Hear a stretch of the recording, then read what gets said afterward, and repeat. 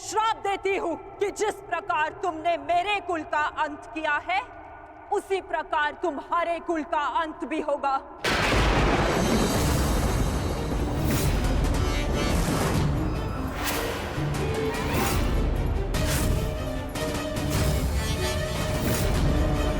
तुम्हारा कुल भी ऐसे ही आपस में लड़कर नष्ट हो जाएगा।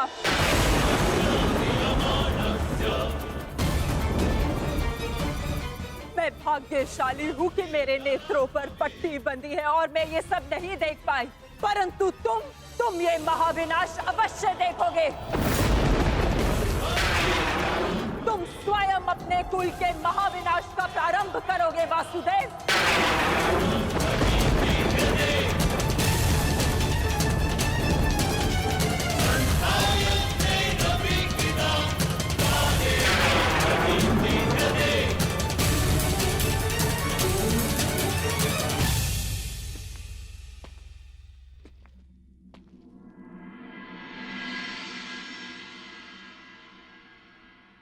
जिस प्रकार एक प्रसन्न माता का आशीष संसार में कोई नहीं रोक सकता, उसी प्रकार एक दुखद माता का श्राप संसार में कोई नहीं टाल सकता।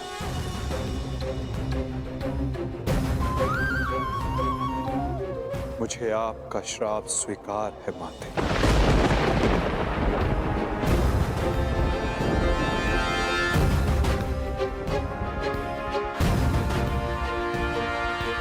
किंतु क्या आपको ज्ञात है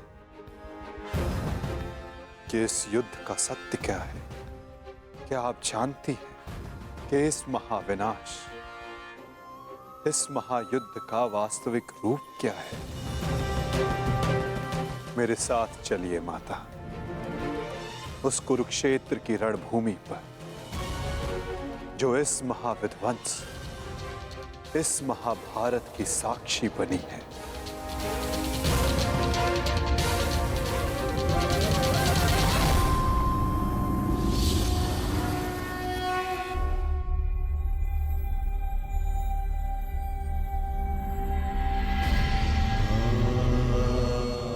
ये दुर्गंध कैसी वासुदेव? ये दुर्गंध उन वीरों के शवों की है जिन्होंने इस महायुद्ध में अपना बलिदान दिया है माता, परंतु जिन्हें अंतिम संस्कार का अवसर भी ना मिला। ये दुर्गंध यहाँ हुए भीषण संहार के एक एक क्षण का अनुभव करा रही है मुझे। तुमने छल से मेरे एक एक पुत्र का वध कराया है वासुदेव। अपने दिए गए श्राप पे मुझे कतई भी पश्चाताप नहीं है। इस युद्ध से किसी को कुछ प्राप्त नहीं हुआ।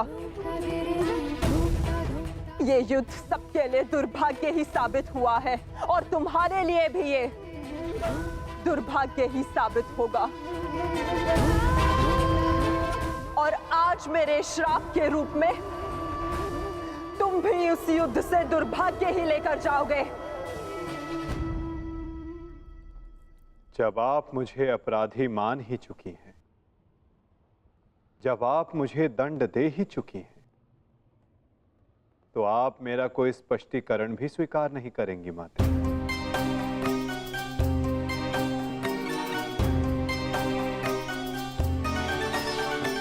परंतु सत्य का भान आपके लिए आवश्यक है माता।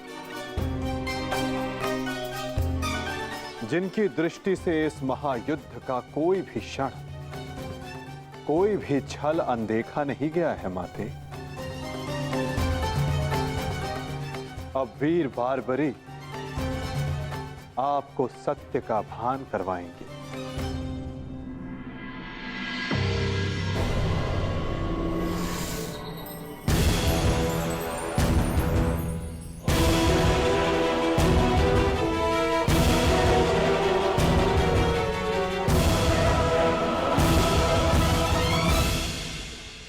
अब आपके समक्ष वीर बारबरीक है गांधार पुत्री,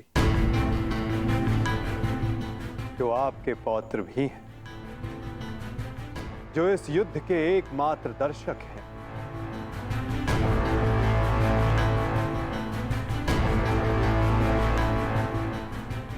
वो बारबरी जिन्होंने अपना शीश दान किया और अमर हो गए।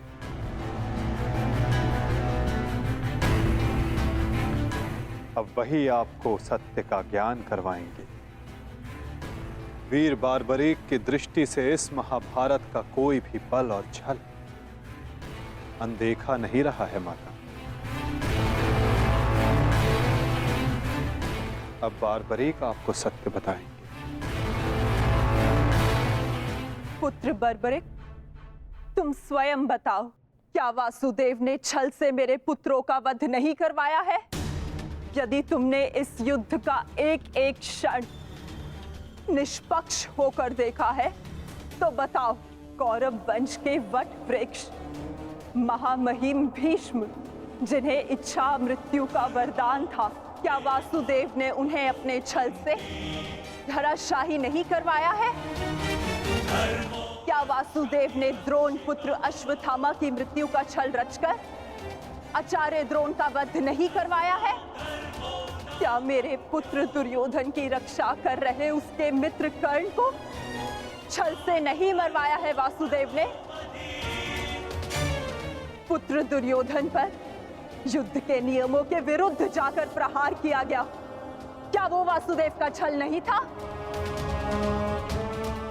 मेरे समस्त 100 पुत्रों के वध का कारण केवल वासुदेव है। क्या ये भी सत्य नहीं है बारबरिक?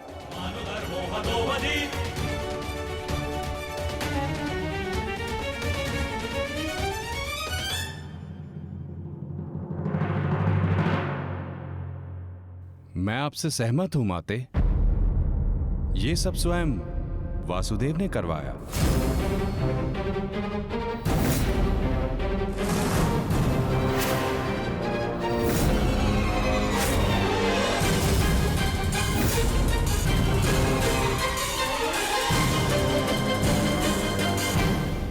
परंतु माते, आप किन 100 पुत्रों की बात कर रही हैं? कौन भीष्म, कौन कर्ण, कौन द्रोण और कौन अभिमन्यु? सत्य तो यह है माते कि कुरुक्षेत्र में कोई था तो केवल एक पुरुष, वासुदेव कृष्ण।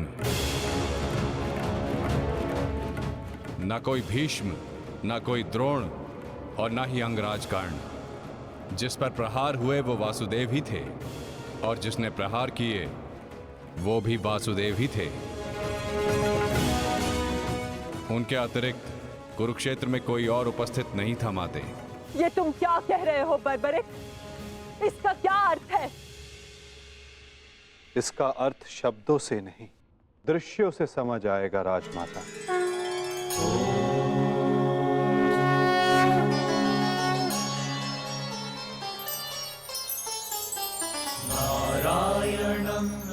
इस युद्ध के प्रारंभ से अंत तक हर प्रहार मैंने किया और हर प्रहार मैंने ही सहा।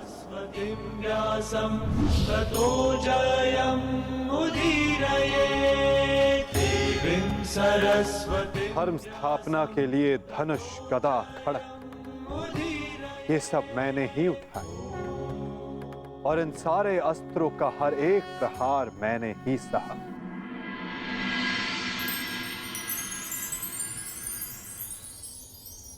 बाण चलाने वाला मैं ही था। पितामह!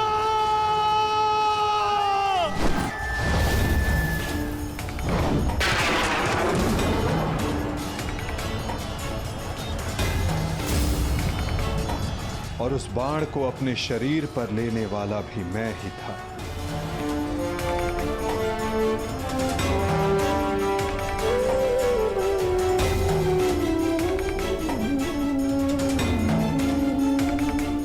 महामहिम भीष्म के रूप में भी मैं ही था और अर्जुन के रूप में भी मैं ही था। और सरशैया पर लेटने वाला भी मैं ही था। अभिमन्यु बनकर चक्रव्यूह मैंने ही तोड़ा।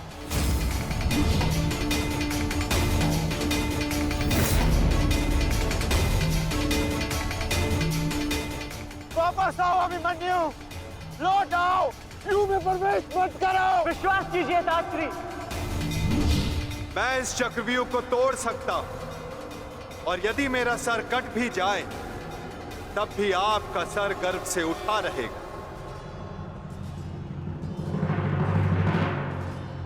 और उस दिन मुझे ही घेर कर मारा गया।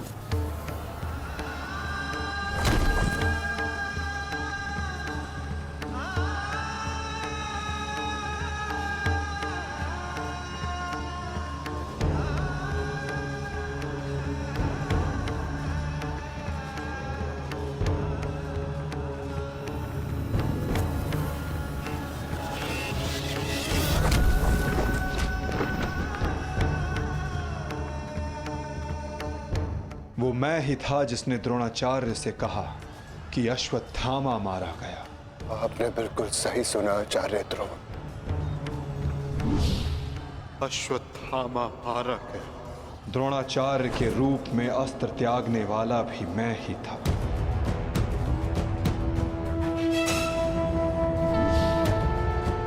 परंतु वो एक मनुष्य नहीं, एक हाथी था।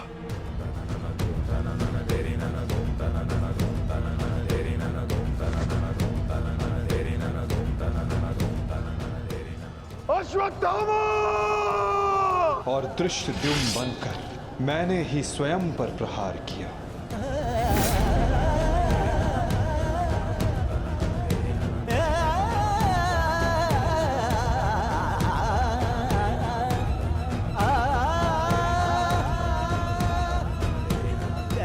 और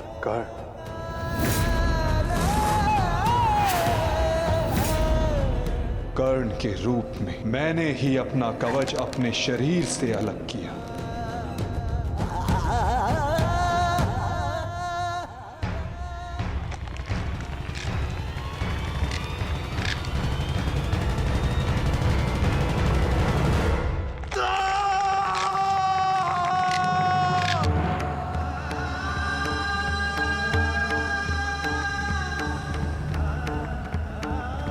मध्य में मेरे ही रथ का चक्र धंसा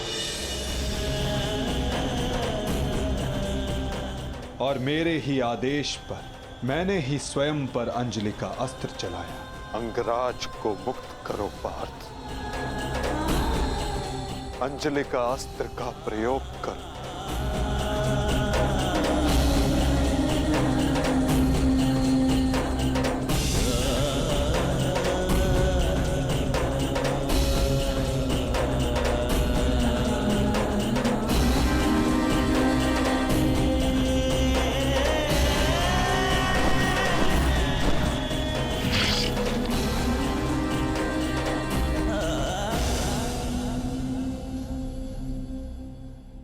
दुर्योधन के रूप में मेरी ही जंघा पर प्रहार करके मेरा ही अंत किया गया।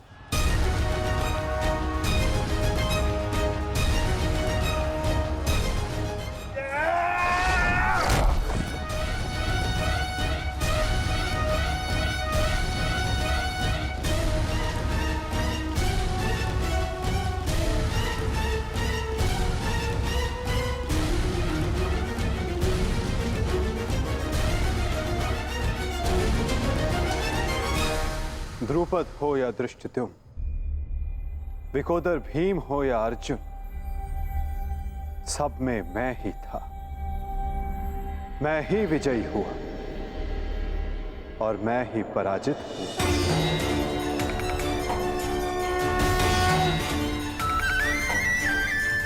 सबसे अधिक प्रहार मैंने की, सबसे अधिक घाव मैंने ही खाया।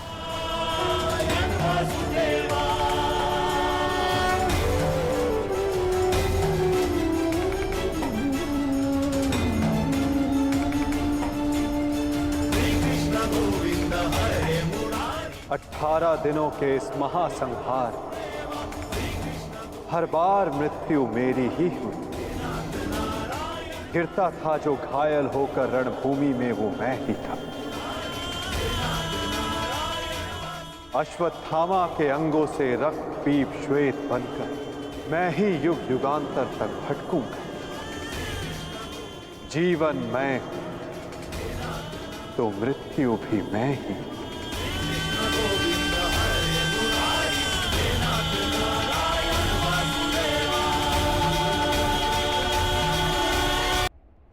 श्राप तुम्हारा स्वीकार है माते।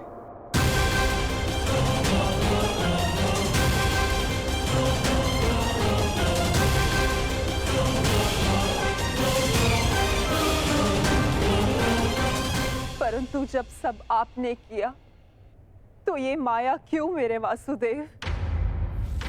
आप सब एक क्षण में ठीक कर सकते थे, तो फिर ऐसा आपने क्यों नहीं किया? फिर उन प्रतिज्ञाओं का क्या होता माते, जो सबने ली थी? उन अपराधों के दंड का क्या होता, जो सबने किया? उन कष्टों का पुरस्कार क्या होता, जो धर्म ने सहे? उस सीख का क्या होता, जो इस युद्ध में हुए हर मृत्यु से मानव जाति को मिले, और जो संसार में प्रलय आने तक उनका मार्गदर्शन करेगी?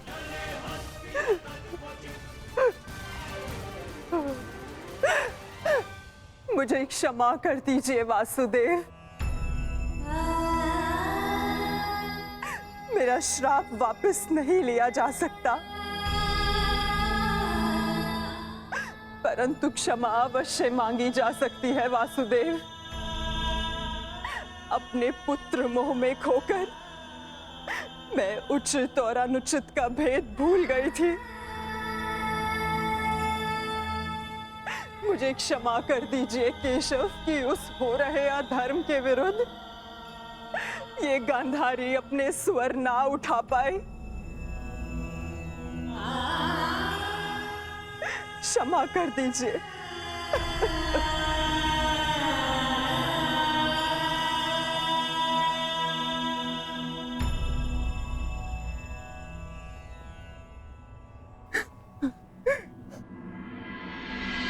नहीं माते, किसी का अंत किसी के श्राप से नहीं होता।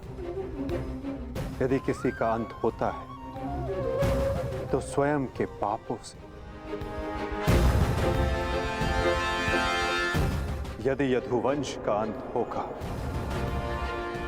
तो आपके श्राप से नहीं माते, अपितु स्वयं के पाप कर्मों से।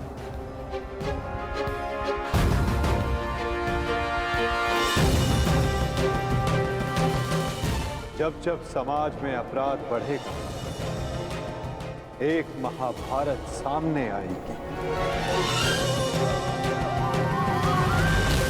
अपने ही अपनों को काटेंगे, कभी कुरुक्षेत्र में तो कभी द्वारका में।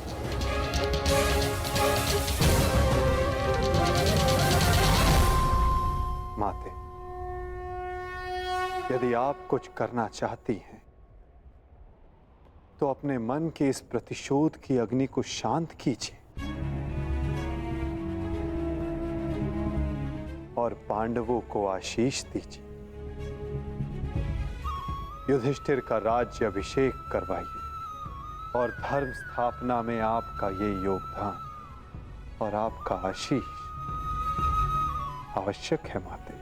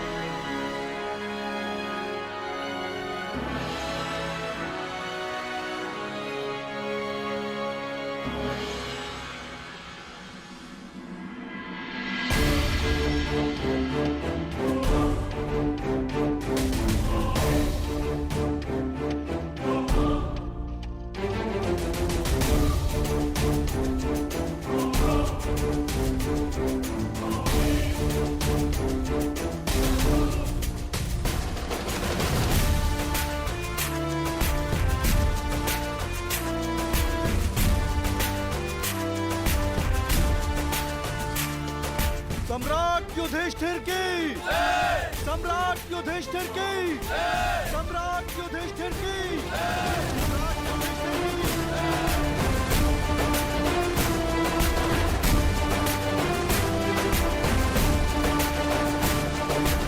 धर्मराज, केवल एक ही वीर था जो परिवर्तन के लिए अंतिम श्वास तक लड़ा। महारथी सूर्य पुत्र कर्ण।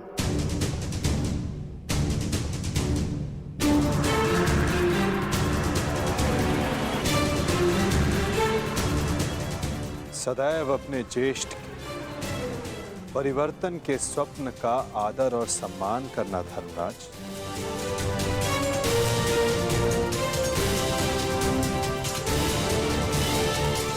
सम्राट पद पर स्थापना के पश्चात मैं पहली घोषणा करता हूं, हस्तिनापुर में अब जन्म आधारित व्यवस्था का अंत किया जाता है। वर्ण व्यवस्था रहेगी, परंतु वो कर्म के आधार पर आधारित होगी।